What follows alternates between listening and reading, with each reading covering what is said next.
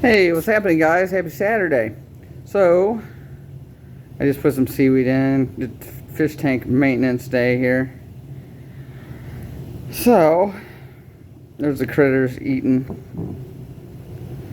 As you can hear, my emperor angel makes loud grunting sounds continuously. Especially because he's he wants to be always first.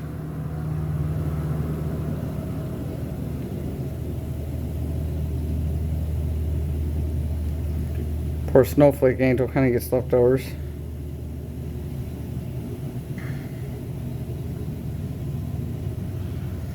Alright, so on this video I haven't really added any new fish in a long time, or any coral in quite a while. So today I want to talk about these guys. So this is a Chicago Sunburst Anemone. He was one. I've had him about couple weeks now. A few days after I got him in, I fed him a piece of krill. Which he grabbed it and ate it.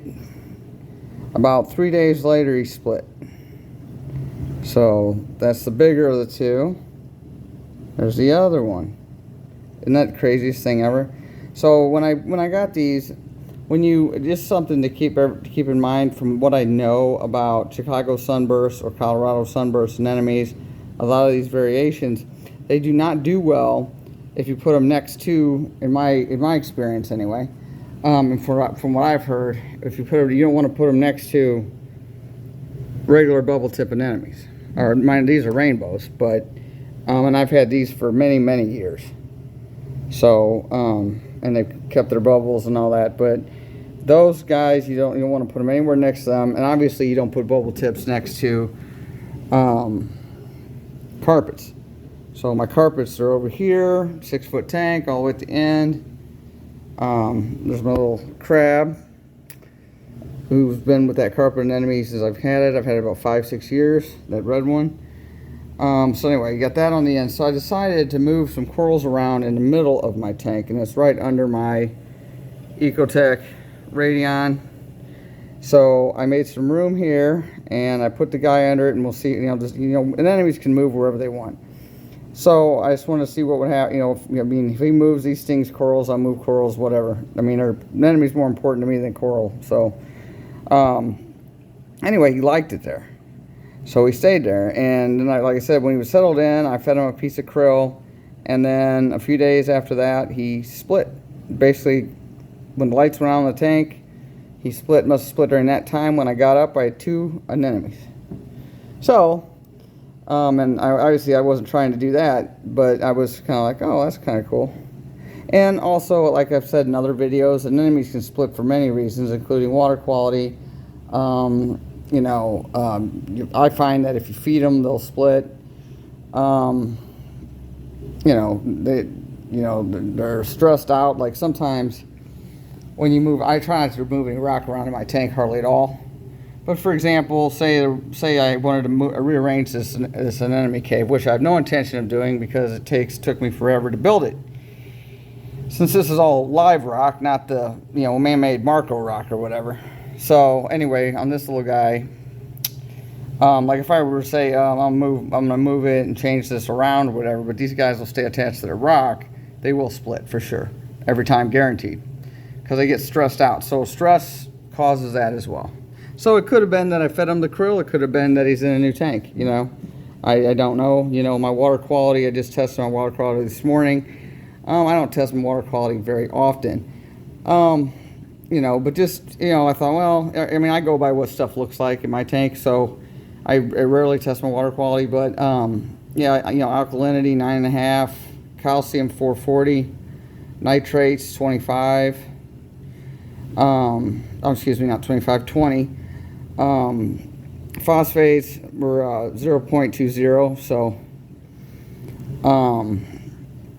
and it doesn't bother me. So I have an eel, so zebra eel, so obviously there's a lot of food volume and waste and whatever go in his tank. So but anyway, if you guys these are one of the prettier anemones. I think they're not cheap.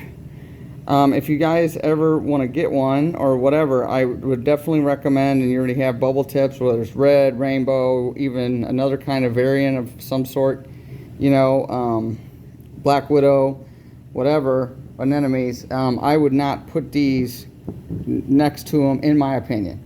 And that's just from talking. This is my first time owning these, but I've talked extensively with a lot of people that do own them, and they don't put them anywhere near another kind of anemone in the tank, or it's their only anemone in the tank. Now also keep in mind, and you guys know from my multiple videos, that I always run 4 bags of Chemi Pure Blue. I change them out every month, which is a lot sooner than you're supposed to, but I do every month. That, to me, if there's any kind of chemical warfare between anemones, since I have 2 carpets, those guys, and then several rainbow bubble tips. And these guys, again, these guys have been with me for years and years and years. It's a different kind of strain of rainbow bubble tips, but it's you don't see, and lately in the hobby, I've been seeing a lot of kind of dull, dingy strains of rainbow bubble tips. These guys I really like. They're nice, bright pink, and stuff. So, and they keep their bubble shaped really well, as you can tell.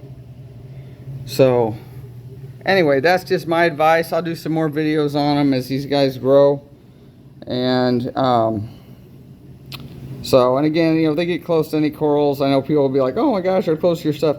If they get close to any corals, I'll just move the coral. I mean, I don't really, it's not a big deal. So, to me. But anyway, these guys, I think, are like absolutely, they're definitely prettier in person than what I could capture on the video, but yeah, I think they're really cool. I was really impressed by them. The colors, the bright orange compared to any regular bubble tips, so they're definitely really pretty. So that is my newest thing I've added. And there's my gold flake angel doing a photo bomb. You guys know from videos way back a couple years ago when he was just a little baby. But they're kind of neat because the gold flake name, the older they get, the shinier their gold scales are, so they'll start shining like flakes of gold in the lights, especially when they start getting a little bit bluer. It's pretty cool. So we go back a little bit. There's the whole tank, guys. So other than that, everything's going great in the tank. It's always a nice feeling to be in the hobby a long time, and you finally have all the parameters are stable, everything's good, week after week after week. You're not replacing coral every 5 minutes like we've all done in the beginning. Coral's dying for no reason. I mean, it's just like, my gosh. It's a great feeling to sit back and enjoy your tank and not have to replace fish, replace coral. Definitely a good feeling, people. So any questions or anything like that, please like, share, subscribe. You can definitely send me any kind of questions you have. I answer them as soon as I can. I appreciate all you guys. Thank you so much for subscribing. Love you guys. Have a great weekend.